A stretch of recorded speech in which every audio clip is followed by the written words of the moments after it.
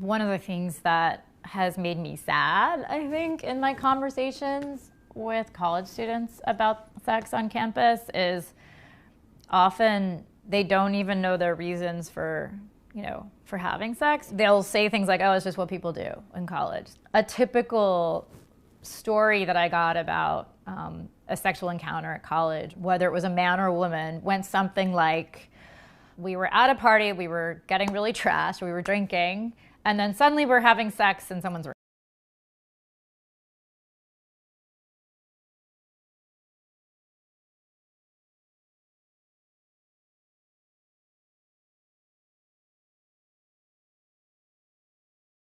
I was with someone for a long time and living with them and thinking that it would grow into something that we're going to finally get married, and it didn't happen. After 6 years of being with someone, we were going to be engaged, but it never happened. There, so right? I'm waiting when I should have just let his butt go because my husband was waiting somewhere around there. When you are cohabitating with somebody, you are essentially playing the role of a wife for free. Like, why should he have an effort to make you his wife when you cooking, when you cleaning, when you dropping it like it's hot whenever he want it hot? See? Yes, why get married?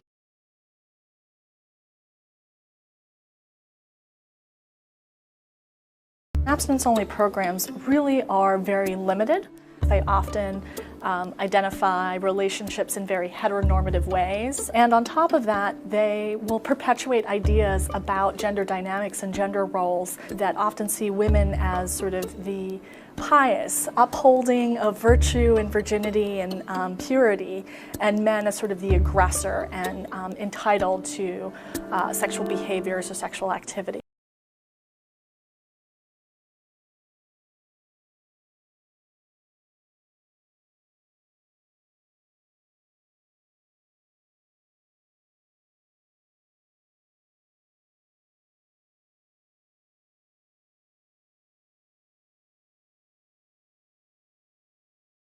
Open relationships. That's what it's called when you're in a relationship, but then you have relationships with other people too. We aren't biologically wired to be monogamous, men especially, and open relationships allow you to buck that, as it were. Open relationships also allow you to free yourself from the patriarchy, as it were, as women are seen as free sexual beings with as much autonomy as men have historically been granted to have. The notion of men spreading their seed is kind of an oversimplified and misogynistic take on our species. And with open relationships, women too can spread their seed. It's liberating for women to be seen as equal sexual participants rather than the object of men's whims.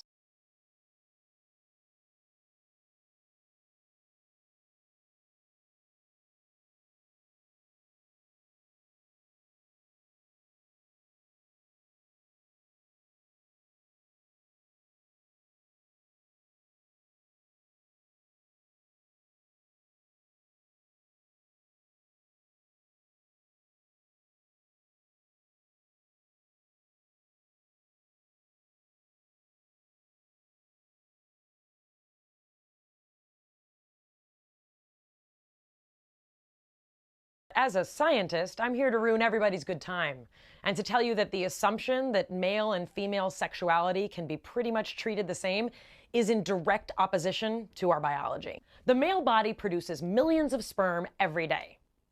A woman produces 1 egg per month. Women have carefully selected a mate, and their hormones and physiology favor careful selection. Men don't need to be as selective because they are constantly able to have sex.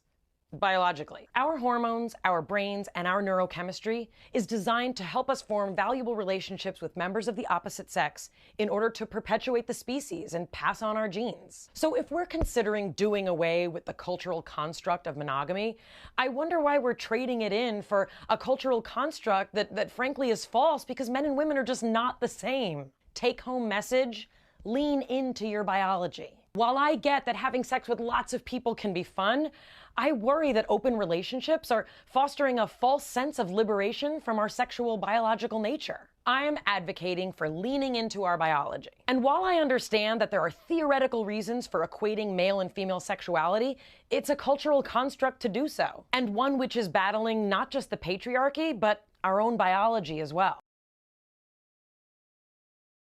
And I know that some women are engaging in open relationships because they feel like it's the only way that they can be with a particular man. And I know that many women are left feeling empty after operating under the male-supported notion that sex with someone you're not connected with is enough.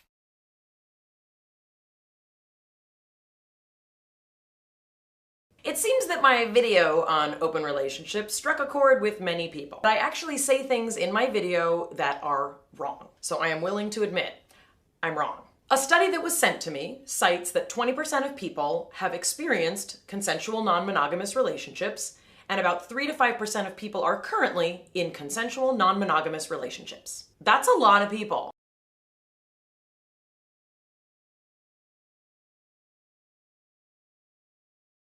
I want to take this opportunity to legitimately apologize if I presented a perspective that is in any way homophobic, implies that these kinds of relationships are less legitimate, less healthy, that they're immoral, that they increase your risk of STDs. I have added to the stigmatization of a population which is already marginalized, and for that, I am very sorry.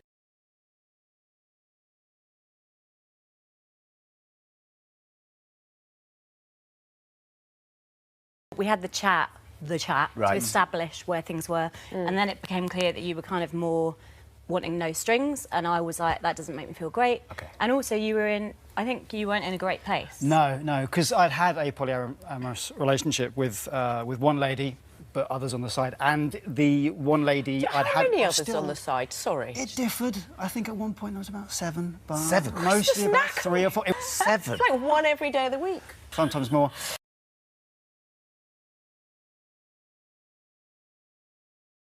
This was my first open relationship in the beginning. Yeah. So, my second one.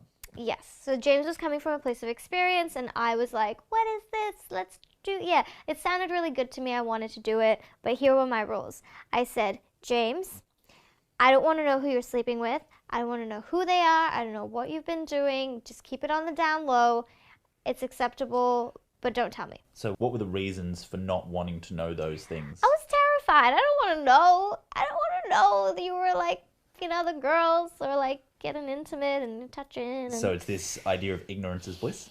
Yeah, like I was like, look, I don't want to know, but the thing that also was a safety net was I said, I don't want you to be cute and coupley with them. So it's like no cuddling, no sleepovers. Like I don't want them to like have that moment where they wake up in the morning, because I couldn't have those moments with you like as much as I wanted to. Some women are engaging in open relationships because they feel like it's the only way that they can be with a particular man. I was like, if he starts dating a girl on the regular and they're like being cute and coupley, then what is my significance to the relationship? What makes me the most important? My other rule, which I really held on to, which I just remembered, was if you're going to have sex with a girl in your bed, change your sheets. Yeah. And that was something that I was really adamant on, but you really didn't have... You had like one good pair of bed sheets. Yeah, that type of stuff doesn't really bother me so much. It bothered me because I was like, if I smell her perfume on the pillow, if I see a strand of her hair, like that's going to trigger everything while I'm with James, and I'm going to be like, oh my God, this is breaking the don't ask, don't tell, I don't want to know rule. Mm-hmm. So I did everything I could to make rules that would protect me.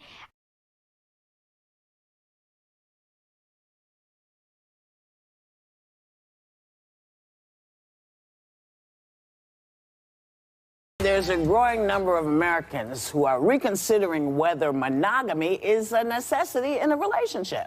And researchers found that some couples claim having an open marriage actually saved their marriage. Now, do you believe this? I gave my husband plenty of opportunity to walk away. I explained to him, and he saw that I was very jealous and very crazy. And so this open marriage thing wouldn't work for me because I would just lose my mind. And I do believe honesty is the best policy. Did he want to have an open marriage? Well, he knows that he couldn't be in a relationship with me because I'm very, very, very jealous. I see. Well, I get really emotionally attached.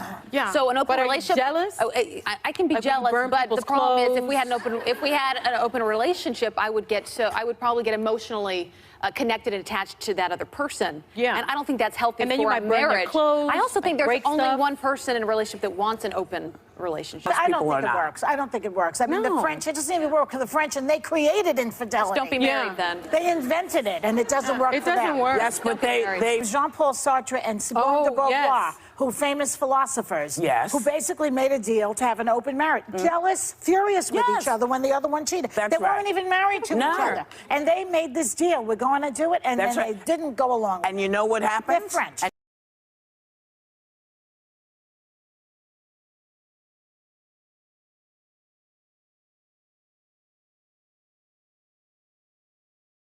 How did he know you would have been? That's a hard thing to just float by like Thrinder. I'm pretty open to like try new things as long as I trust you and you're honest with me. Like I was like, I'll test it out. You know, you don't know until you try something. But I was definitely really weary of it because I was like, I don't want it to feel like, one, I'm not good enough by myself, and two, like that you're doing this behind my back. I hear it's hard for a couple to find the women. Yeah, as you will. They call them unicorns. That's what they call them. Uniforms. Finding a woman who's willing to go into a heterosexual couple as that extra female. Yeah, it just was like there weren't a lot of those out there.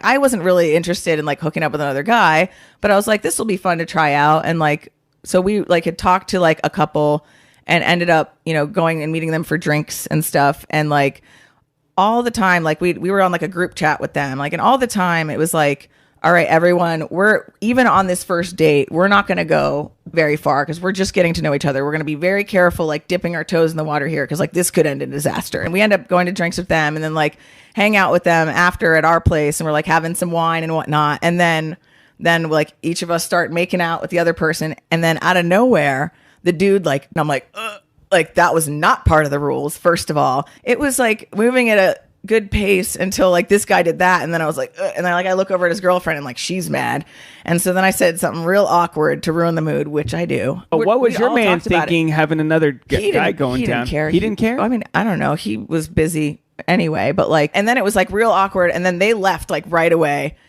and I remember like texting her and being like, hey, I just want you to know that like. I was pretty uncomfortable, but I just didn't know what to do. Like I was so in shock, and it happened so fast that I was like, oh God, you know, that's why I just like yelled out something awkward and unsexy, you know, and it worked. And then, and then like, she was like, oh my God, I'm so glad you said that, because he was like blaming you for it. Cause I guess they got in a fight once they left. Then I come to find out like it was all his idea to do this stuff, and she didn't even really want to do this stuff. And I was like, well, it was kind of my ex's idea to do this stuff too. But like, I was into it to a degree, but like not that. Because they feel like it's the only way that they can be with a particular man.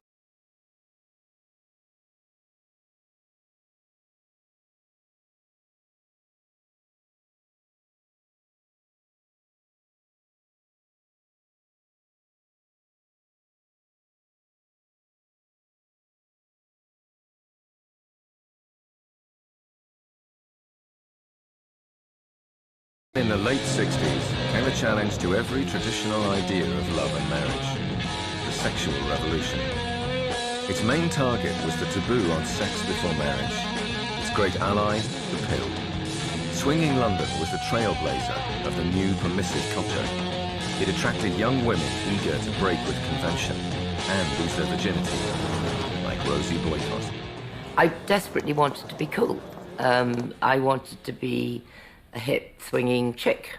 I wanted to be cool, so of course I pretended that I'd done this lots of times before. This sexual permissiveness, however, came at a price, and it suited the men far more than the women. It often led to deception, regret, and heartbreak. The glamorous world of rock stars, photographers, and models was not all it seemed. On the surface of it, people would say, oh, this is great for everybody, but actually what was happening was that women were expected to favour free love all the time, and that if they didn't want it, then they were regarded as straight and square, and those were the kind of words you used. And so you would be seen as uncool, which was truly a bad thing to do. So actually women had no manoeuvrability. In many ways, I think women were in an even further bind. And I'm not saying that this was like saying, oh, you know, you need to preserve your virginity in order to make yourself worth something to the person you marry. But it was an exploitation, and everyone was trying something out. And in a way, you know, for blokes, yes, it was like arriving in a sweet shop, and the sweets were free.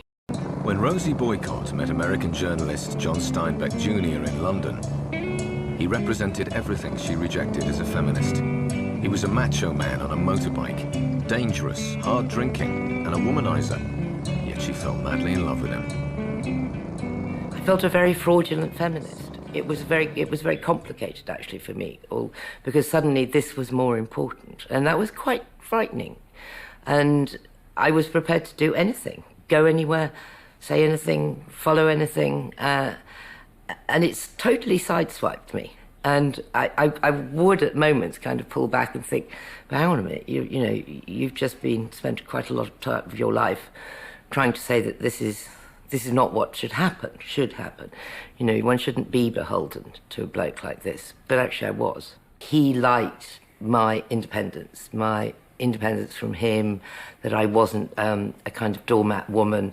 And we certainly experimented with, I know once or twice there were one more person in the bed, and he slept with other people, and I used to just bite my lip.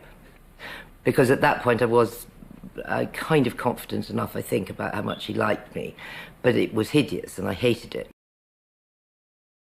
As the relationship started to nosedive, he having affairs, I found it absolutely, totally painful. And I mean, I tried on one occasion having an affair myself, but it didn't help at all. Actually, all one's feminist credentials were useless against that level of unhappiness and misery about that. And I did think perhaps marriage would be an answer, and that, yeah, there was a wonderful little voice or loud voice in my head saying, this might really sort it out. You know, once you're married, it'll be okay. Rosie and John Steinbeck Jr. never did marry. The 70s feminist icon became a successful magazine editor and the first woman in Britain to edit a national broadsheet. She is now happily married.